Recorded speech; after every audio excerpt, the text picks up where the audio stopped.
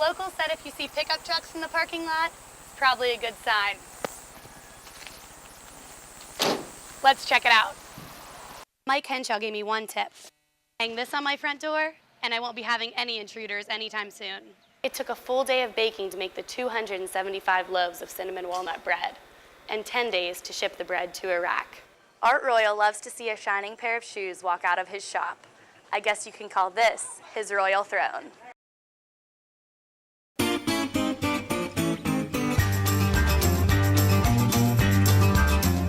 I'm here in Lexington, North Carolina, the home of real North Carolina barbecue.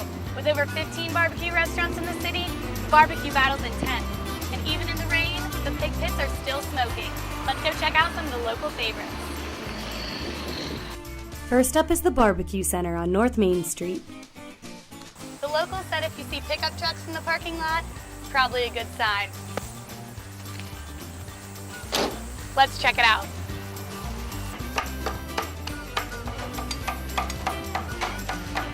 Young and old, blue collar and white collar. You'll find them all here, hungry for some famous smoked barbecue.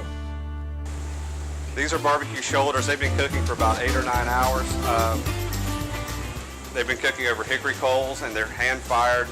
As the wood burns down, we spread the coals underneath them. We use the shoulders because they're a little fattier than the ham, and they cook up a little juicier. This juicy meal and great atmosphere is a local lunchtime hotspot, but it's not the only choice downtown. We're here on the other side of Main Street at Smoky Joe's Barbecue. Let's see how it weighs in. We offer the original Lexington-style pit-cooked barbecue. It's made Lexington barbecue famous in this town. You cannot go out of North Carolina and get it anywhere else. Just 3 miles away, you'll find John Wayne's Barbecue Restaurant. You can't find no better friends than they are here. Friendly may be the case, but how's the chopped barbecue and red slaw? 4 years in North Carolina, and this is my first barbecue. But it will not be my last. Yeah, it will not be. And the battle between restaurants? All the restaurants around here, we kind of all work together. We're not like at war with one another or anything like that. Most barbecue pits around these parts consider it a battle for taste mixed with some friendly competition between North Carolinians. From Lexington, North Carolina, I'm Allison Churilla.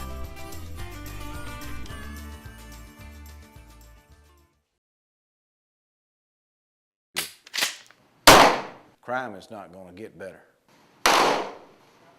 Crime is getting ready to get seriously worse. This business owner is taking an aggressive step towards safety. It's not a simple snatch or purse and run thing anymore. People are getting hurt. People are getting killed. And you don't have to look far to find crime. You can find it in the Elon bubble. Call it the bubble, but the bubble is about to get popped.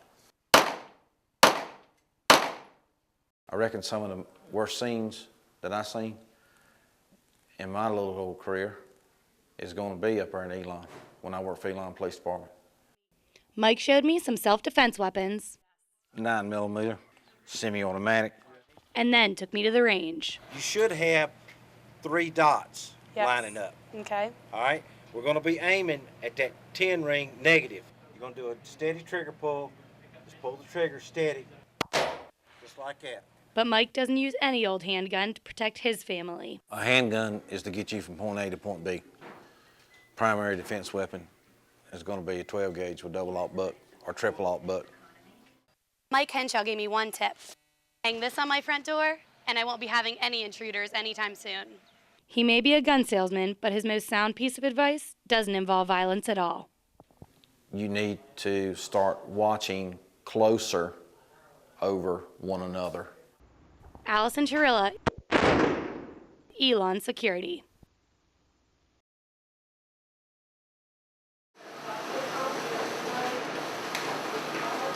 It goes deeper than the cracking, the mixing, and the kneading. These ladies are known as the Heavenly Bakers for a reason. Elaine Summers Bakery, Slices of Heaven, started off in a small basement kitchen 7 years ago, and now ships bread around the world. But its most unique consumers are U.S. soldiers overseas. We had a lady call that wanted to ship bread to Iraq to a battalion. Our bakers donated their time for free, and we did not charge them for the bread. Cheryl Dixon started baking at Slices of Heaven after she retired. She says that baking bread for the soldiers has been one of her greatest accomplishments. I think we felt like it was a real honor to be doing something for our young men that are over there. And all of their work did not go unnoticed. About 2 weeks later, we got about 65 different pictures from these people of them receiving the bread out in the desert in big trucks. They sent us a plaque they had made and then their flag, and it had desert dust on it and everything. The plaque said that they had flown the flag over their battalion on Valentine's Day to honor our company, thanking us for support. When they sent us this, I felt like what we did was nothing compared to what they're doing there now and to what they sent us. One Elon student served a year in Iraq as a print journalist. She describes the feeling of the soldiers when they receive packages from home. It's like Christmas. And we got care packages for people that we didn't even know. You know, it's just like a little touch of home that can make the difference with, like, okay, you know, I can get through the day, you know, another day is done and closer to getting home. When you think about you go to bed in your warm bed and you think about these fellas over there, it's just such a small amount you can contribute, really. This contribution gave the troops a sense of home and a taste of home as well. And every time people eat this bread, their eyes roll back in their heads and they say, this is just like my grandma. Reminds me of her. It took a full day of baking to make the 275 loaves of cinnamon walnut bread and 10 days to ship the bread to Iraq. Every one of them that was packaged, you know, was packaged with love, really, when you stop and you think about it, because when you look at these people opening their packages and everything, it has to give you a warm, fuzzy feeling, really. And at the end of the day, the efforts of these bakers gives new meaning to the name Slices of Heaven. Allison Churilla, Phoenix 14 News, Tonight.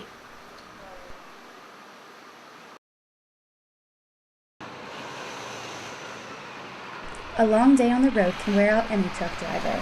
Wear out their tires, wear out their engines, and even wear out their soles. Their shoe soles, that is.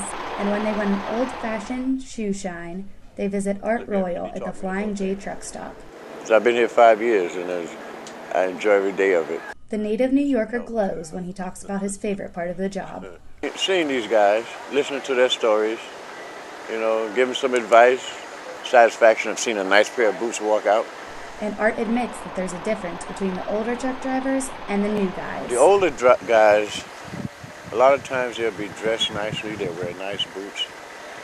The younger guys, they're very sloppy looking. This shoe shiner also has an interesting way of remembering all of the people he meets. Yeah, I take a lot of pictures of my customers.